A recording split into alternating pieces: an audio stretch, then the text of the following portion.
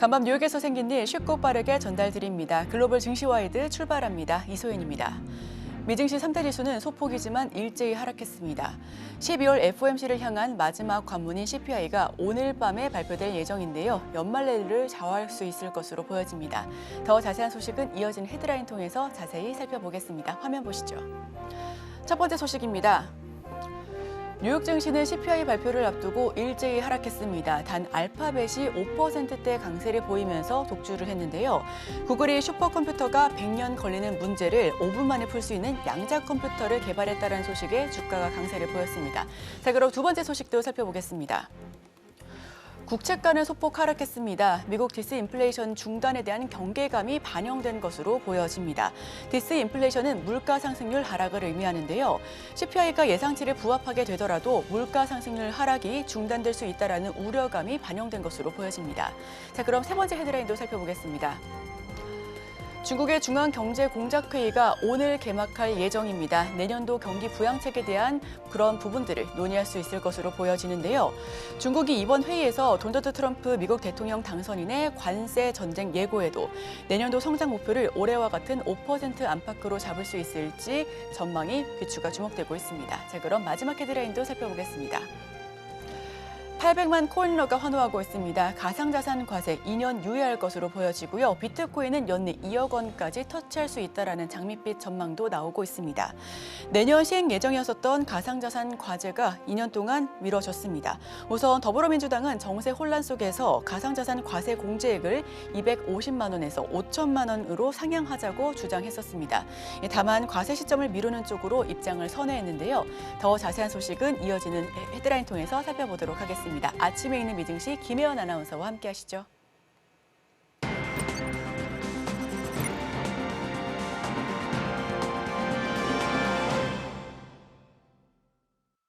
아침에 읽는 어젯밤 미증시 이야기 종목 브리핑으로 시작해봅니다. 뉴욕 증시는 3대 지수 모두 하락세로 마감을 했습니다. 다우존스 지수는 0.35% 하락했고요. S&P 500 지수와 나스닥 지수 역시 0.25%, 0.3% 하락하며 3대 지수 모두 약보합권에 마감을 했습니다. 뉴욕 증시는 12월 금리 결정에 영향을 줄 인플레이션 지표 발표를 하루 앞두고 경계감이 고조된 채 대형 기술주들이 일제히 상승하며 혼조세로 출발을 했습니다. 지금까지의 상승장이 시장에는 조금 부담으로 작용했을까요? 장 후반으로 갈수록 전체적으로 하락세로 방향을 틀었습니다. 오늘은 특별한 경제지표 발표는 부재한 상황에서 투자자들은 관망세를 보였는데요. 시장에서는 곧 발표될 CPI는 전년 대비 2.7% 상승, 근원 CPI는 전년 대비 3.3% 상승을 예상하고 있습니다. 대형 기술주들 위주로 연말 랠리에 시동이 걸릴 것으로 보입니다.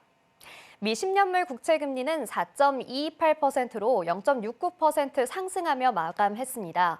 필라델피아 반도체 지수는 굉장히 많이 하락하는 모습 보였는데요. 2.47% 하락하면서 120포인트 넘게 하락했습니다. 결국 5천선이 깨지고 말았습니다. WTI 서부 텍사스산 원유는 0.04% 상승하면서 68.4달러에 마무리했습니다. M7 종목들도 살펴보겠습니다. M7 종목들 대체로 혼조세 보였습니다. 애플은 0.41% 상승하면서 247.77달러에 마무리했는데요. 애플의 주가 이틀 연속 역대 최고가를 경신 중입니다. 개장 초반에는 247.78달러까지 오르면서 전일 기록한 역대 최고가 기록을 하루 만에 다시 썼습니다. 시티그룹은 애플을 2025년의 최우선주로 꼽았는데요. 서비스 사업이 확대될 것이라는 긍정적인 전망을 덧붙였습니다. 마이크로소프트는 0.6% 하락하며 마무리했고요. 엔비디아 역시 2.69% 하락하면서 마무리했습니다.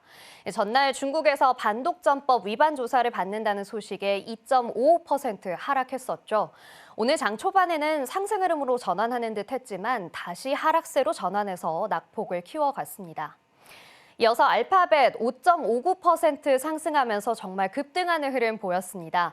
이 구글의 양자칩 윌로의 영향이 이틀째 이어지고 있는데요. 무려 5% 이상 상승했죠. 파이퍼 샌들러는 알파벳의 제품 중심의 부활을 기대하면서 2025년의 최우선주로 선정했습니다. 이어서 아마존 보시겠습니다. 아마존은 0.46% 하락하는 모습 보였습니다. 유통의 공룡이라고 불리는 아마존, 새로운 생성형 AI 모델 노바를 공개했는데요. 오픈 AI와 구글에 도전장을 냈다는 이 소식에 주가가 1% 가까이 오르면서 역대 최고가 기록을 향해 가다가 장 후반에는 하락 전환했습니다. 메타 플랫폼스 1% 가까이 상승하며 마무리했습니다. 그리고 테슬라도 오늘 정말 크게 상승해 주었는데요. 연일 상승하는 흐름 보여주고 있습니다. 오늘은 2.87% 상승하며 마무리했습니다. 모건 스탠리가 전기차의 선두주자 테슬라가 AI, 데이터 센터, 재생에너지, 로봇 공학 등 다방면에서 리더십을 발휘할 것으로 기대하면서 2025년 최우선주로 손꼽았죠. 목표 주가 역시 상향 조정하면서 주가에 긍정적인 영향을 미쳤습니다. 이어서 투데이 핫스탁입니다. 첫 번째 종목은 바로 월그린스 부츠 얼라이언스입니다. 월그린스는 통합 의료, 약국 및 소매 판매 회사입니다. 월그린스는 화요일에 사모펀드 회사인 시카모어 파트너스의 매각을 논의 중이라는 보도와 함께 약 20% 가까이 주가가 상승했습니다. 월스트리트저널은 월그린스와 시카모어가 내년 초에 완료될 수 있는 거래를 논의해왔다고 보도했는데요. 뉴욕에 본사를 둔 시카모어가 월그린스의 사업 일부를 매각하거나 파트너와 협력할 가능성이 높다고 보도했습니다. 월그린스는 그동안 코로나 팬데믹으로부터 회복을 위해 노력을 해왔는데요.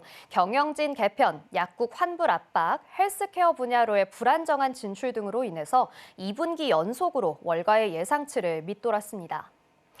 이어서 알래스카 에어그룹 보겠습니다. 역시나 오늘 13% 이상 급등하는 흐름 보였습니다. 4분기 실적 예측을 상향 조정하고 10억 달러 규모의 자사주 매입을 결정하면서 장전 거래에서 11% 가까이 상승했는데요. 또 하와이안 항공 인수와 프리미엄 여행 수요 급증을 활용해서 2027년까지 10억 달러의 추가 수익을 창출할 계획이라고 발표했습니다. 이제 주가는 주당 20에서 40센트에서 40에서 50센트 사이로 목표치를 올려 잡았습니다. 팩트셋의 설문조사에 따르면 전문가들의 기대 주가는 49센트였습니다. 알래스카 항공은 10억 달러의 수익을 달성 계획의 일환으로 2025년에는 일본과 한국으로의 직항편을 신규로 개설하겠다고도 발표했죠. 알래스카 에어그룹의 주가는 올해 전체 시장에서 선두에 오르면서 연초보다 39%나 상승했습니다. 마지막으로 오늘 조금 큰 폭의 하락세를 보여준 오라클입니다. 데이터베이스 소프트웨어 공급 업체인 오라클은요, 이번 실적 보고서에서 실망스러운 결과를 내놓았습니다. 월가의 2분기 기대치에 못 미치는 실적을 발표하면서 전일장에서 주가가 8% 하락을 했고요. 1년 만에 가장 큰 하락세를 보였습니다. 올 들어 가장 주가가 하락했던 때는 5월이었는데요. 당시에도 하락률은 5.4% 정도였습니다. 또한 오라클이 2분기 가이던스를 발표했는데요. 이 역시 조금 실망스럽다라는 반응이 나오고 있죠. 주당 순이익이 1.5달러에서 1.54달러 사이가 될 것으로 예상한다라고 밝혔는데 LS2주의 추산치는 1.57달러였습니다.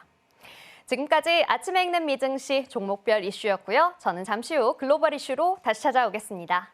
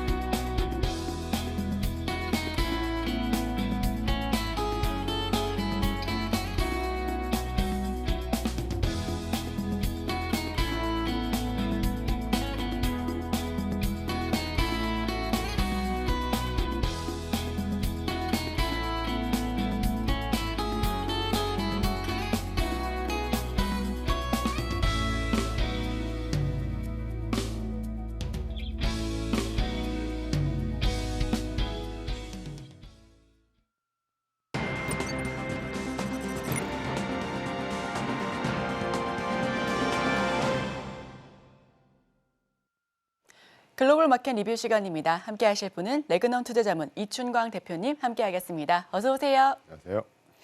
네, 헤드라인부터 먼저 살펴보겠습니다. 12월 연준 완화 정책 기대, 연말 랠리 지속. 연이틀 하락하고는 있지만 그래도 계속해서 상방을 높여가고 있는 미국 증시입니다. 산타랠리를 맞이할 가능성이 아주 높아 보이죠. 먼저 지난주 나왔었던 미국의 11월 고용 지표는 너무 뜨겁지도 차갑지도 않은 정말 골디락스 그 자체였습니다. 이 골디락스라는 말을 대표님께서 참 많이 해주시기도 하셨었는데 이번 주에 당장 오늘 밤에 소비자 물가지수가 발표가 됩니다. 시선이 쏠려 있는 부분도 있고요. 물가 어떻게 나올지도 굉장히 궁금한데 예상치는 전월 대비 0.3%, 전년 대비는 2.7% 증가할 것으로 보여지고 있습니다. 어떻게 포인트 좀 잡아볼까요? 추세 그 정도 나올 것 같고 네. 솔직히 잘 모르죠. 그렇죠. 몇 퍼센트가 나올지는 모르겠지만 문제는 이제 지난 9월로 기억하는데 9월부터 생산자 물가지수, 소비자 물가지수가 살짝 지금 다시 이렇게 뭐 리바운드라고 얘기하기는 좀 약하긴 하지만 지금 그래프 보시는 대로 왼쪽이 YOY 전년 대비이고 오른쪽이 월간 전월 대비란 말이죠. 그런데 전년 대비를 보시면 지난달 9월 달부터 살짝 지금 꺾여서 다시 올라가고 있습니다.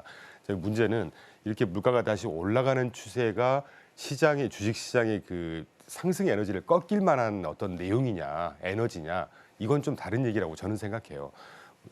올해만 해도 미국 경제 성장률이 지난달로 기억하는 니빠 그 상무부에서 조정하면서 과거 5년의 경제 성장 평균치를 0.2%포인트 상향 조정을 했습니다. 경제 성장세가 굉장히 세지고 있다는 얘기죠, 오히려. 그래서 요새 미국의 뭐 예외주의 이런 얘기까지 할 정도니까 뭐 경제 성장세가 또는 경제 활동이 강해진다고 하면 따라서 물가도 같이 올라가는 겁니다.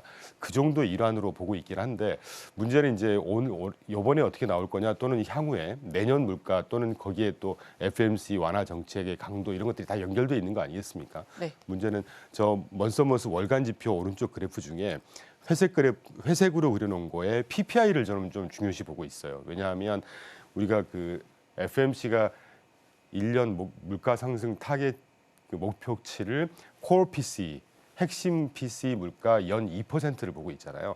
근데 이 core PCE라고 하는 게 여기 보시는 대로 임포트 프라이스 수입 물가, CPI 소비자 물가, PPI 생산자 물가 이 세 가지를 반영을 해서 계산을 한단 말이죠. 그런데 거기서 가장 먼저 나오는 추세를 볼 수가 있는 게 PPI라고 그래서 생산자 물가지수입니다. 아까 제가 9월로 기억한다는 말씀이 생산자 물가지수가 지금 연중 내내 쭉 떨어지는 추세로 나오다가 9월부터 살짝 바닥을 치고 살짝 뜨고 있단 말이죠.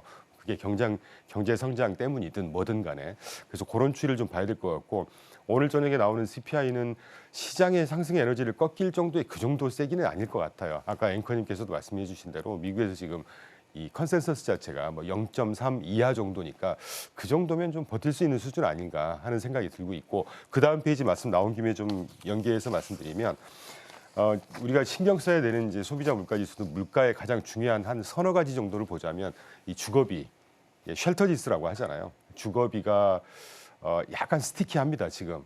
그래도 좀 길게 보면 하락 추세로 가고 있긴 한데 좀 떨어지더니 다시 또 올라오는 뭐 이런 약간 추세인 거기 때문에 네. 주거비를 좀 우리가 중요시하게 봐야 될 것 같고 그래프로는 제가 써놓지는 않았는데 이 보험료, 특히 자동차 보험료가 굉장히 비싸다고 그래요, 미국은. 뭐 지난 몇 년 동안 연 한 뭐 10%에서 20%씩 막 상승을 할 정도니까 이런 것들이 이제 이 서비스 소비자 물가지수가 이게 좀 완연하게 떨어지는 데는 조금 더 부정적으로 작용한다. 이 정도 말씀을 좀 포인트로 잡으시면 될 것 같고 에도 불구하고 제가 아까도 주식시장 상승 에너지를 꺾일 정도는 아니지 않을까 하는 생각이 드는 게 여러분 잘 아시겠지만 이스라엘 하마스 전쟁이 지금 이제는 좀 그 소강변에 접어들고 있죠. 뭐 그 전에도 보시면 유가가 그 중동 불안이든 뭐 정치 불안이든 이런 거에도 불구하고 계속해서 하락하는 추세입니다. 지금 어제 오늘 뭐 며칠 상간에 떴다가 빠졌다가 이건 크게 중요한 건 아닌 것 같고 그래서 지금 한 68불 정도 되는 거잖아요. 그러면 이 물가에는 전혀 부담이 없는 수준이신 거죠.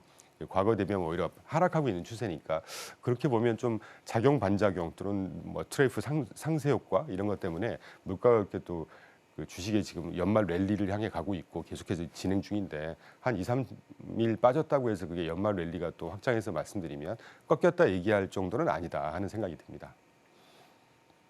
네, 우선 주거비 중요하게 보셔야 될 것 같고요. 추가적으로는 보험료 상승률도 좀 살펴보셔야 될 것 같은데 다만 연말랠리 추세를 꺾을 정도는 아니다라는 말씀과 함께 단 유가 하락으로 물가는 좀 견조하게 흐름을 보여줄 것이다라고 하는 전망까지도 짚어봤습니다. 연준이 기대대로 금리를 인하하더라도 이번이 마지막 금리 인하일 것이다라고 하는 분석도 있고요. 또 일각에서는 이번에 인하를 하게 된다면 내년도 상반기에는 동결 그리고 여름부터는 오히려 인상할 것이다라고 하는 분석도 제기되고 있습니다. 대표님께서는 어떻게 보실까요? 조금 과하다. 전망인 네. 것 같고 그래프 보시는 대로 저는 사실 과거에 이랬으니까 앞으로도 이럴 거다 이런 그 테크니컬한 분석은 좀 지양하는 편이긴 한데 FMC는 좀 중요할 것 같아서 그래프 갖고 왔고요.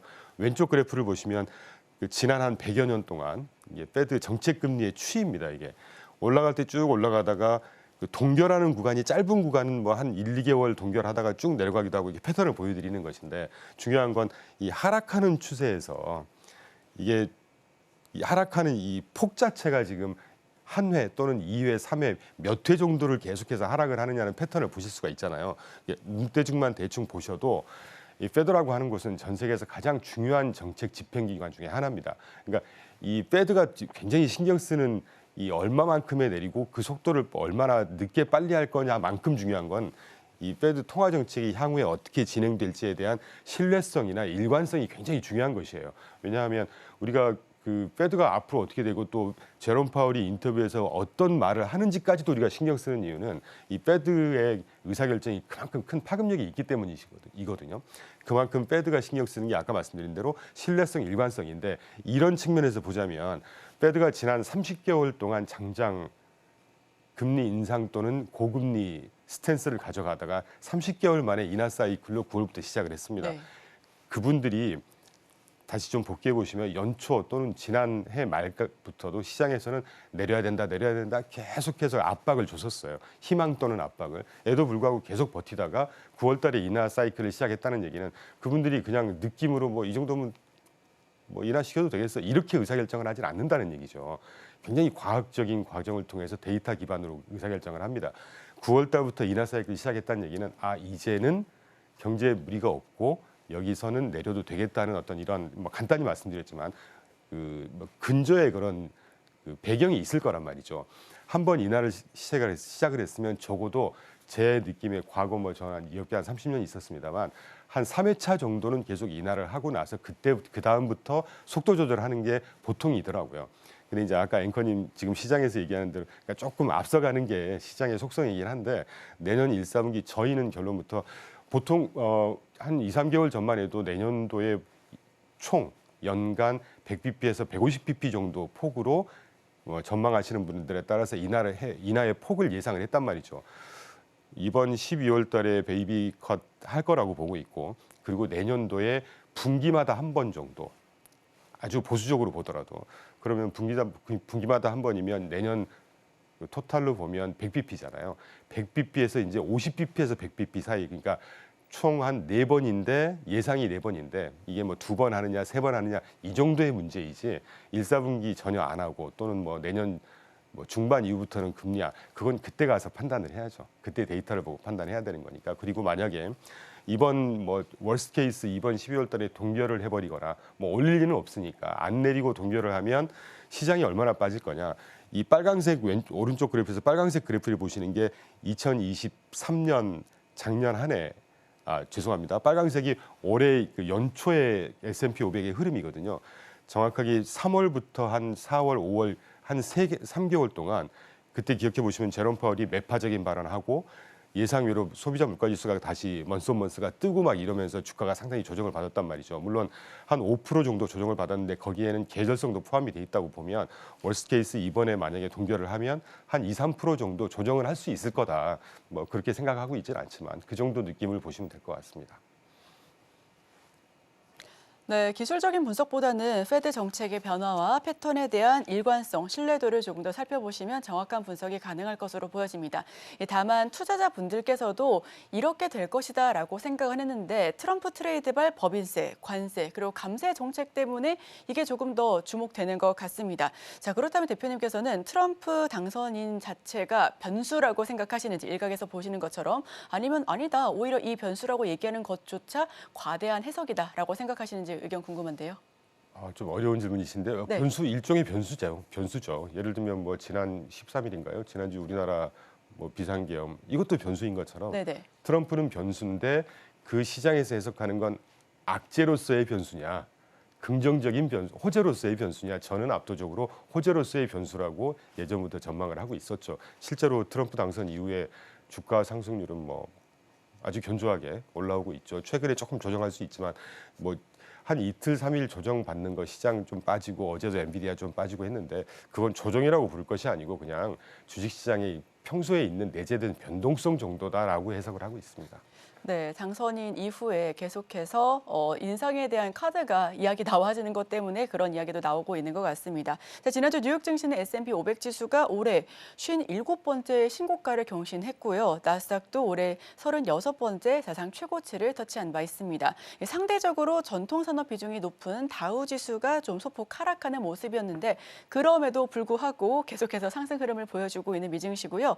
자, 연말 연초 랠리에 대한 기대감 아직까지 크게 반영되어 있습니다. 과열에 대한 리스크에 대한 그런 경계감은 없을까요? 사실은 과열 국면이긴 하죠, 지금. 네. 이따가도 언급이 되겠지만 에도 불구하고 제가 자꾸 지지난주인가부터 에너지라는 워딩을 써드리는 이유가 저희가 이제 펀더멘털 분석을 하게 되면 뭐 경제 성장률부터 노동 시장이든 소비의 패턴이든 또는 소비가 가능하게 하는 것은 뭐 개인의 실질 소비라든가 뭐 재정 건전성이라든가 이런 것들을 종합적으로 본단 말이죠.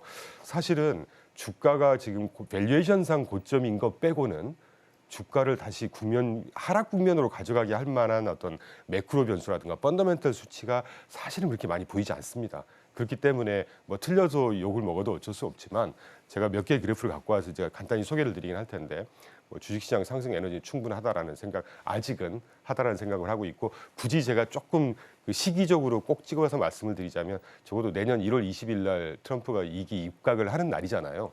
그때까지는 그래도 우상향하지 않을까 싶습니다. 그러고 나서 이제 뭐 반이민 정책이라든가 좀 레디컬한 정책들을 펴를 때 그때 좀 변동성이 있다면 있지 않을까 하는 느낌이 드는데 말씀 나온 김에 지난주에 제가 소개를 꼭 드리려고 하다가 사실 소개를 못 드렸거든요. 네.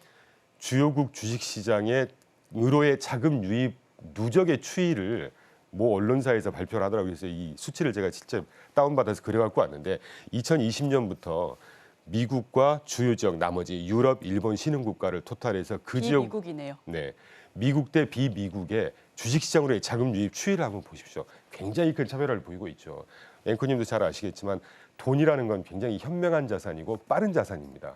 전 세계 자금이 이렇게 미국으로 굉장히 많이 뭐라 그럴까요? 아주 뭐 스카이라케팅이라고 할까요? 계속해서 이렇게 쏟아져 들어가 있다는 유입이 되고 있다는 얘기는 그만큼 뭔가 돈을 벌 기회, 수익을 낼 기회를 보고 있다는 얘기입니다. 일단 이게 모든 걸 말해준다고 생각하고 있고 아까도 이제 우리가 연말 랠리 계속 언급하고 있는데 지난 1928년부터 2023년까지 각 월별 주식 S&P 500의 상승 평균율을 그려본 거거든요. 9월 달은 잘 아시겠지만 뭐 법인세 납부부터 로샤샤나라든가 뭐 이런 것들 때문에 안 좋습니다. 10월, 11월, 12월 계속해서 상승을 하는 패턴을 보입니다. 지난 100년 동안 매달 그랬다는 얘기예요.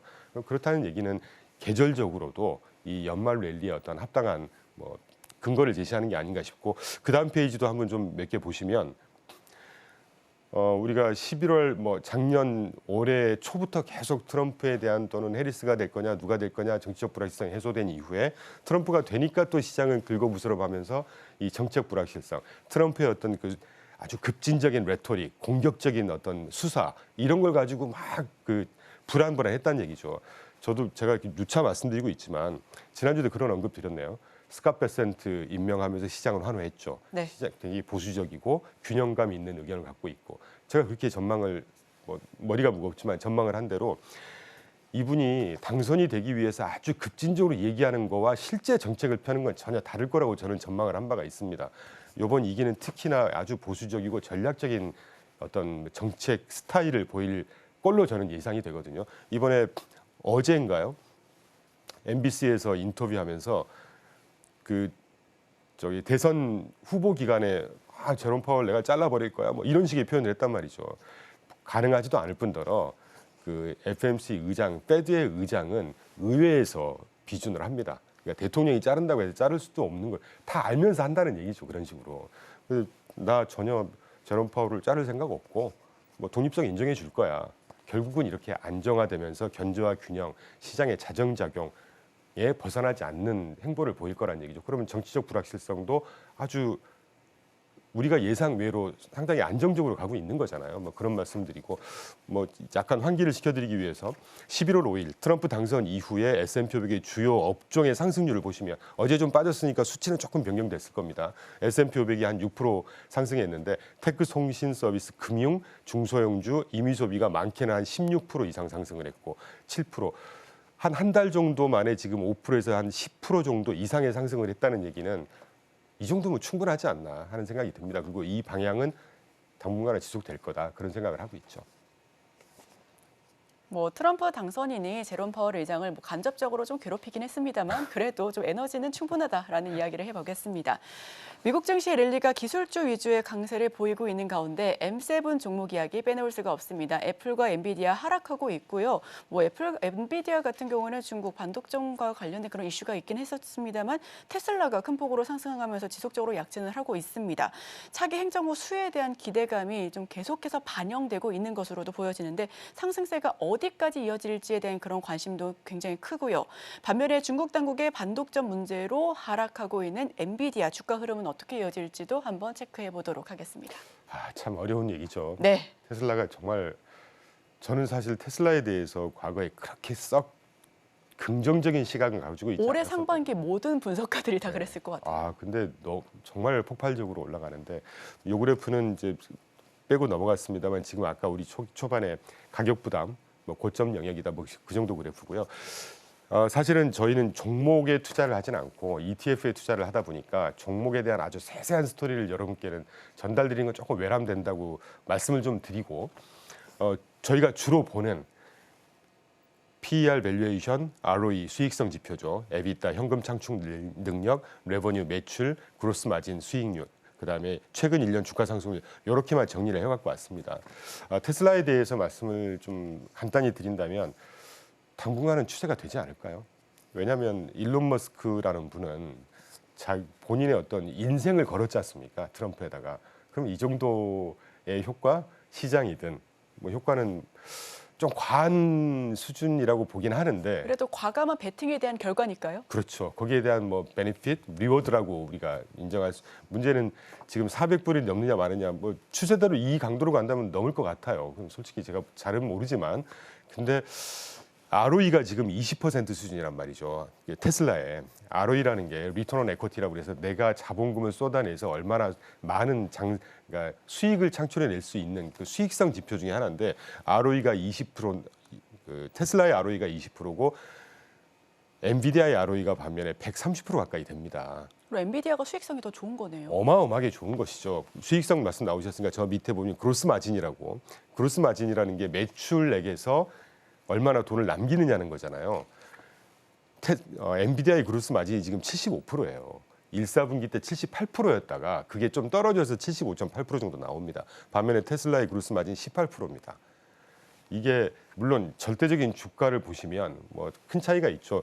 엔비디아 지금 한 135불, 그러니까 액면 분할하기 전으로 보면 1,300불 정도 이상이 되니까 테슬라도 뭐 액면 분할을 했으니까 비슷하게 본다 그러면 상승률이 좀 과한 게 아닌가 하는 느낌이 들어요. 실제 이런 수치를 놓고 보자 그러면.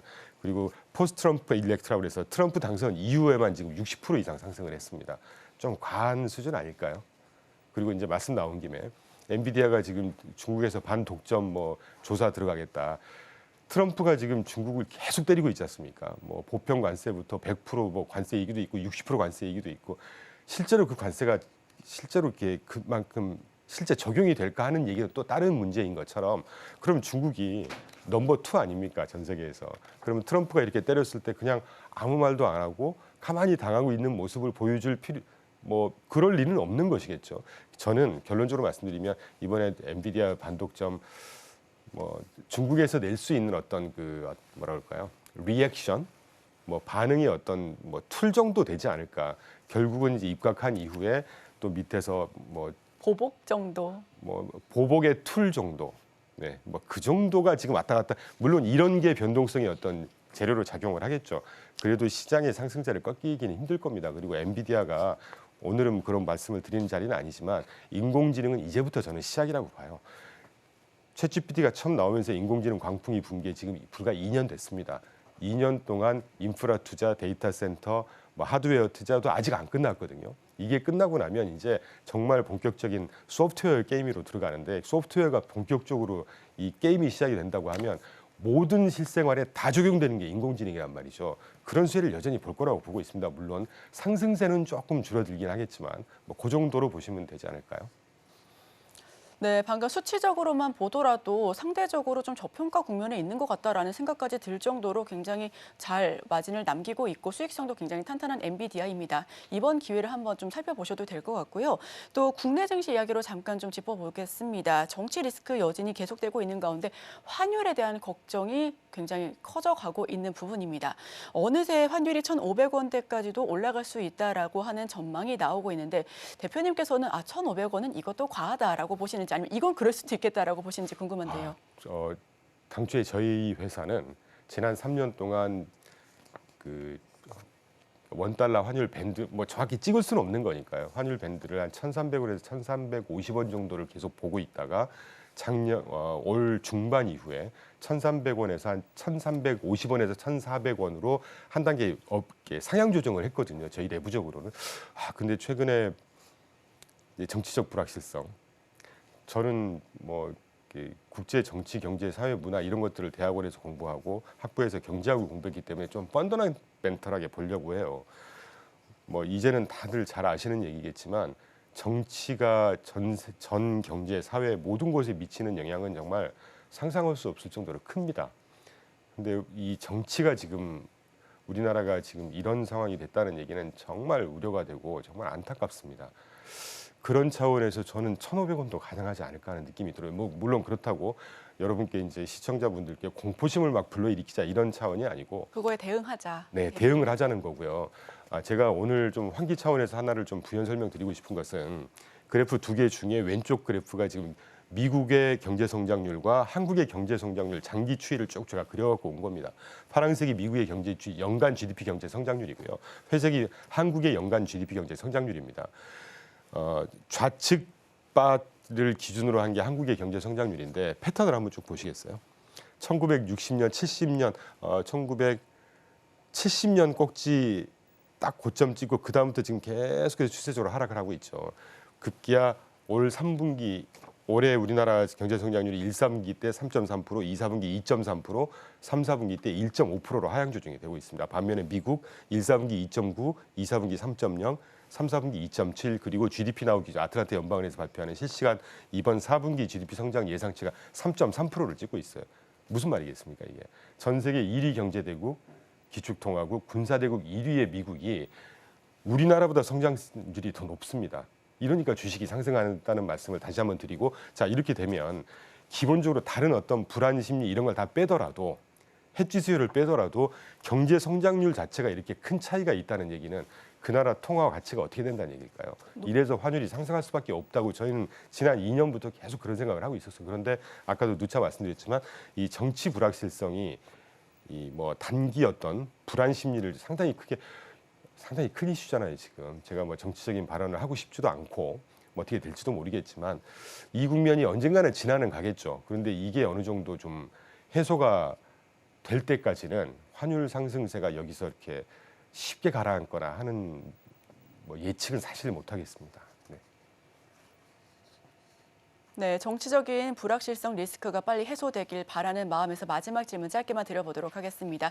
자, 지금 미국 주식에 투자하는 분들도 굉장히 많아지고 있습니다. 특히나 최근 들어 이런 사태들로 인해서 더 늘어나고 있고요. 미국 채권 보관액도 그렇고 전반적으로 다 옮겨가는 분위기입니다. 이런 과정에서 우리 투자 전략 어떻게 세워봐야 될지 마지막 질문으로 짧게 드려볼게요. 참 두 가지만 말씀드리죠. 짧게. 네. 제가 우리나라를 둘러싼 거시 환경을 몇 개 적어왔는데 그냥 참고만 하시고요. 이럴수록 이제 실적 포커스에서 종목별로 대응을 해야 되지 않을까. 뭐 업종이든 종목별로 대응을 해야 되지 않을까. 그리고 또 하나는 그 주식 일변도의 투자 패턴들을 많이들 보이시죠. 고액 자산가 분들은 뭐 국채를 조금 하신다든가 웬만한 투자자분들은 대부분 주식인데 이제는 우리나라도 경제도 선진국 반열에 올라왔고 성장세도 좀 낮아졌고 이렇게 되면 주식이 계속해서 잘만 가지는 않습니다. 그래서 자산을 좀 분산하는 저희도 그렇게 포트폴리오를 운영을 하거든요. 뭐 주식, 채권, 실물, 부동산, 해외 자산을 적절히 섞어서 포트폴리오의 어떤 투자 패턴을 조금 고민을 해보시라는 말씀으로 가름을 하겠습니다. 네, 아주 중요한 두 가지 말씀해 주셨습니다. 우선 정말 철저하게 이럴수록 실적 위주로 봐야 된다라고 하는 말씀과 함께 자산을 조금 더 포트폴리오 폭넓게 분산시켜야 된다라는 말씀까지도 들어봤습니다. 지금까지 레그넘 투자전문 이충광 대표와 함께했습니다. 오늘 말씀 고맙습니다. 네.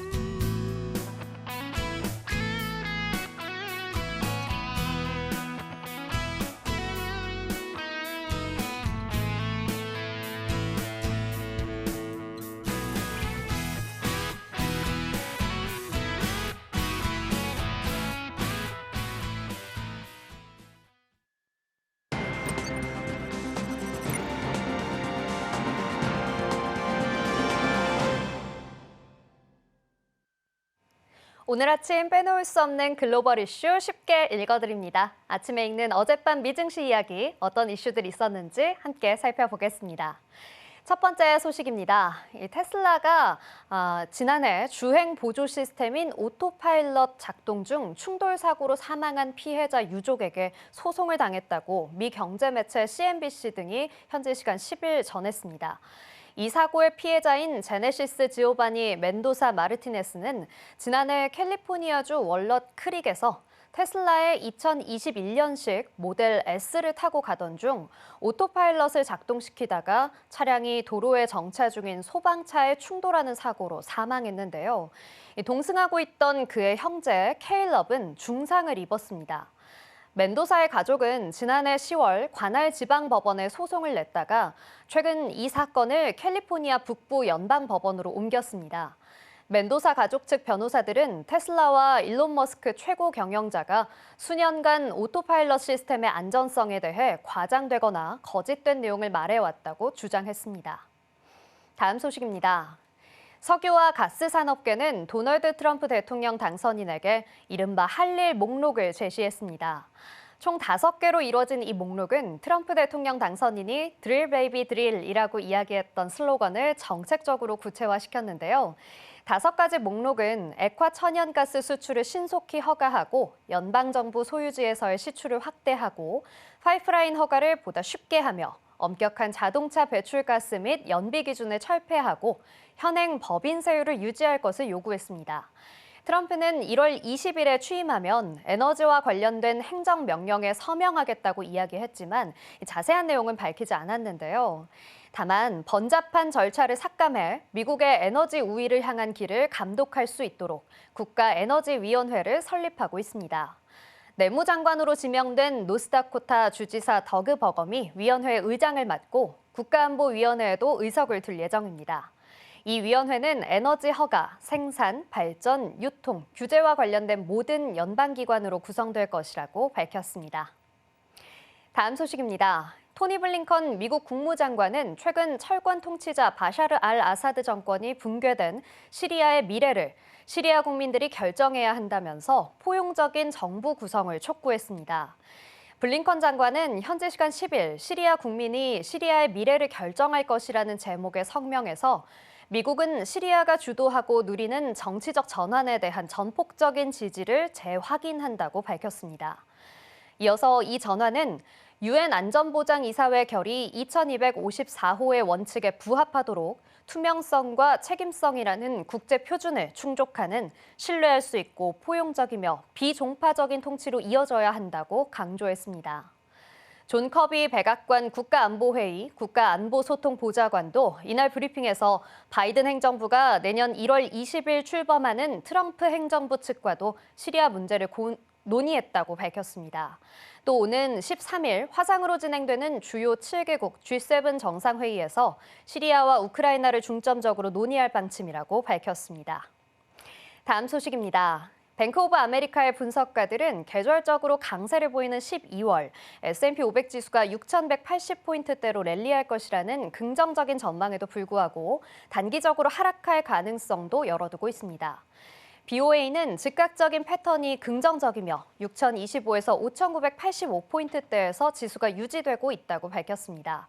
다만 디마크 지표의 신호를 분석해 보았을 때 하락할 수 있는 가능성에도 주목하고 있는데요. 디마크 지표는 전일 주가 흐름을 통해 당일 주가의 지지선과 저항선을 설정하는 지표죠. BOA는 연말에 일반적인 강세 기간인 산타클로스 랠리 기간 전에 S&P 500 지수가 하락할 수도 있다고 경고했는데요. 이러한 우려에도 불구하고 장기적인 전망은 여전히 견고하며 향후 시장 성장도 기대된다고 이야기했습니다. 또한 BOA는 개인 투자자들의 투자 심리가 계속 상승할 것으로 예상하고 있고요. 이러한 투심은 주가 랠리를 더 부추길 수도 있다고 말했습니다. 다음 소식입니다.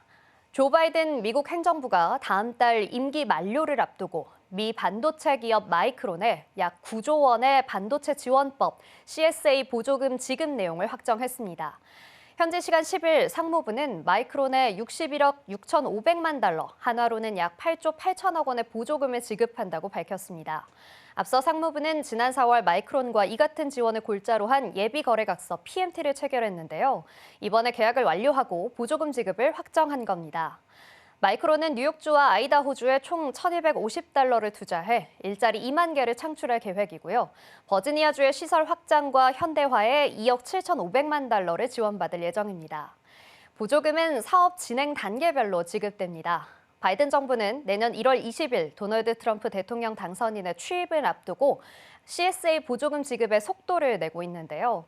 최근 몇 주간 인텔의 110억 달러, 대만 TSMC의 66억 달러의 반도체 보조금 지급을 확정했습니다. 트럼프 당선인이 보조금 지급에 부정적이라서 취임 후 이를 재검토할 수 있는 만큼 신속한 집행에 나선 것으로 보인다는 분석입니다. 마지막 소식입니다. 미국 도널드 트럼프 대통령 당선 이후 고공행진을 하던 가상화폐가 일제히 큰 폭의 하락세로 돌아섰습니다. 현지 시간 10일 미 가상화폐 거래소 코인베이스에 따르면 미 동부 시간으로 오후 1시쯤 비트코인 한 개는 전날보다 3.25% 내린 94,395달러에 거래됐습니다. 가격은 지난 8일까지만 해도 10만 달러 선에서 등락했지만 전날에 이어 2거래일 연속 낙폭을 확대한 건데요.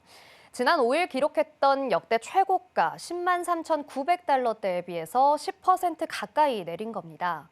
이 비트코인 외에 알트코인의 하락폭은 더 컸습니다. 같은 시간 시가총액 2위 이더리움은 7.6% 내렸고 리플은 19.71% 급락하며 2달러 아래로 내려왔었습니다. 솔라나와 도지코인도 각각 8.9%와 14.98% 급락하며 약세를 보였는데요. 주요 알트코인은 최근 이틀 새 20% 안팎의 하락폭을 나타냈습니다. 가상화폐 하락세는 트럼프 전 대통령 당선 이후 친가상화폐 정책에 대한 기대감이 반영되면서 트럼프 효과가 어느 정도 끝나간다는 분석도 나오고 있습니다. 지금까지 아침에 읽는 어젯밤 미증시였습니다.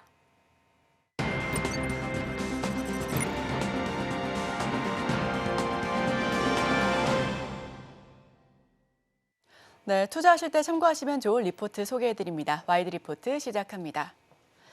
경쟁 심화를 경쟁력으로 상쇄할 것을 기대한다. 오라클이고요. 한국투자증권의 리포트입니다. 미국 기업용 소프트웨어 기업 오라클이 실망스러운 실적 발표에 시간 외 거래에서 6% 넘게 추가 하락하고 있습니다. 현지 시간 9일 오라클은 회계연도 2분기 매출이 140억 6천만 달러로 1년 전보다 8.6% 늘었다고 밝혔는데요. 다만 팩트셋이 집계한 전문가 예상 매출 141억 2천만 달러에 못 미친 수치였습니다. 이 기간 오라클 순이익은 31억 5천만 달러, 주당 1.10달러로 1년 전에 25억 달러, 그리고 주당 89센트보다 늘어났습니다. 조정 주당 순이익은 1.47달러로 집계가 됐는데 이 역시 팩트셋 집계 전망치 1.48달러를 하회했습니다. 같은 기간 오라클 클라우드 서비스 및 라이선스 매출은 108억 1천만 달러로 12% 증가한 것으로 나타났습니다. 즉 외형 성장은 이루어졌는데요. 사프라카츠 오라클 최고 경영자는 인공지능 관련 수요가 강력해 2분기 매출이 늘었다라면서 오라클 클라우드 인프라 사업부 매출이 2025년 회계연도에 250억 달러를 넘을 것으로 기대된다라고 강조한 바 있습니다. 다만 매출 증가에도 불구하고 월가 전망치를 하회한 데 투자자들은 실망감을 드러냈습니다. 이날 정규장에서 0.65% 내린 190.45달러로 거래를 마친 오라클의 주가는 실적 공개 이후 시간 외 거래에서 6% 넘게 추가 하락하면서 빠졌습니다. 높아진 눈높이는 하회했으나 매출 성장은 지속될 수 있을 것으로 보여집니다. 영업이익률은 43.4%로 전년 동기 42.8%, 전 분기 대비도 개선이 됐습니다. 기대치를 하회하는 2분기 실적 발표 이후 오라클의 시간 외 주가는 계속해서 하방 압력을 받았었는데 AI 인프라 수요는 지속이 되고 있죠. 클라우드 매출 이아스와 사스는 전년 동기 대비 24% 증가한 59억 달러를 기록했습니다. 클라우드 애플리케이션이 10% 증가에 그쳤습니다만 클라우드 인프라 즉 이아스가 52% 늘어나면서 2분기 매출을 견인했습니다. 클라우드 서비스 그리고 라이선스 지원 매출은 전년 동기 대비 12.1%, 클라우드 라이선스 및 온프레미스 라이선스 매출은 1.4% 증가했습니다. 오라클은 하반기 주가 상승세가 지속되면서 12월 선행 주가 수익률 비율이 최근 20년간 가장 높은 수준인 28.3배까지 올랐습니다. 단기적으로는 높아진 밸류에이션 부담 해소를 위한 숨고르기에 불가피하겠습니다만 중장기 상승 여력은 여전히 보유하고 있다라고 증권가는 판단하고 있습니다. 견조한 클라우드 수요를 기반으로 연간 매출 성장 기대감이 유효하고 있기 때문이고요. 오라클은 경쟁이 심화되는 산업 내에서도 마이크로소프트, 구글, 그리고 아마존 웹서비스 등과 멀티 클라우드 계약을 체결해 경쟁력을 훨씬 강화하고 있습니다. 이아스에 더해 온라인 전환 수요가 높아지면서 사스 매출 증가도 기대가 되고 있습니다. RPO는 전년 동기 대비 50% 증가한 970억 달러에 달했고요. 클라우드 RPO도 80% 증가해 견조한 수요가 지속되고 있습니다. 전체 RPO 중 약 39%가 향후 12개월 동안 수익으로 인식될 수 있을 것으로 예상되고 있는 가운데 최근 메타를 포함한 대형 기업들과의 계약 체결이 이어지고 있다는 점이 추가 실적 개선에 대한 기대감을 높일 것으로 보여지고 있습니다. 대형 경쟁사 대비로는 밸류에이션 부담이 제한적이며 수익성도 개선되고 있고 또 안정적인 주주 환원 정책도 지속하고 있는 기업입니다. 일시적인 낙폭 확대에 따른 밸류에이션 부담 완화 시 재진입이 가능한 기업이다라고도 판단하고 있습니다. 메타가 오라클 AI 클라우드 인프라를 활용하고 오라클은 메타의 라마 모델 기반으로 에이전트를 구축해 클라우드 애플리케이션이 도입될 것으로 보여집니다. 높아진 밸류에이션과 캐펙스 투자를 정당화할 수 있는 근거를 좀 따져보자면요. AI 수요 급증과 경쟁 심화의 영향으로 클라우드 업체들은 캐펙스 투자를 소홀히 할 수가 없는데 실제로 동사의 인플라 서비스에서 AI 비중이 가파르게 상승함에 따라 GPU 소비는 YOY 기준 플러스 336% 증가하는 모습을 보였습니다.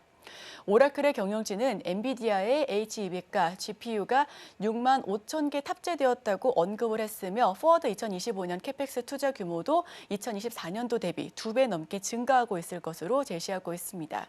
특히 생성형 AI 시대에서 오라클 클라우드 인프라가 타 클라우드 대비 빠르고 저렴하다라는 점을 강조했는데 이는 동사의 경쟁력 강화의 근거로도 볼 수가 있습니다. 단기적으로 오히려 마진 불확실성 요인으로도 작용할 가능성이 존재한데요. 클라우드 시장 성장에 따른 매출액 성장에 대해서는 긍정적인 의견을 유지하지만 높아진 주가에 비례하게 기대치도 함께 높아진 만큼 단기적인 밸류에이션 부담과 마진에 대한 불확실성은 당분간 유의할 필요가 있다라고 강조하고 있습니다. 제가 준비한 소식은 여기까지 전해드립니다. 화면을 통해서 이번 주 증시 일정들 살펴보시죠.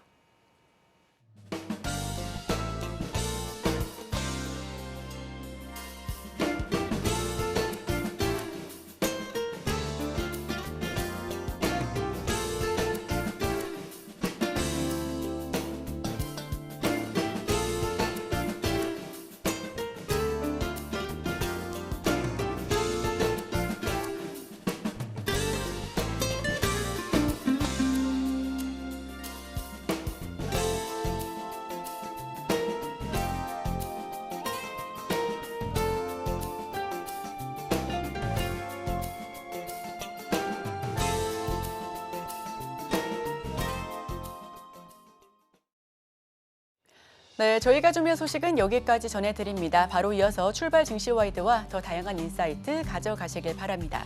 끝으로 본 방송에서 제공하는 정보는 투자를 위한 조언을 할 뿐 해당 종목의 상승 또는 하락, 가치 판단을 보장하고 있지 않습니다. 이 점 유의하시면서 투자 판단에 참고해 주시길 바랍니다. 함께해 주신 여러분 오늘도 고맙습니다.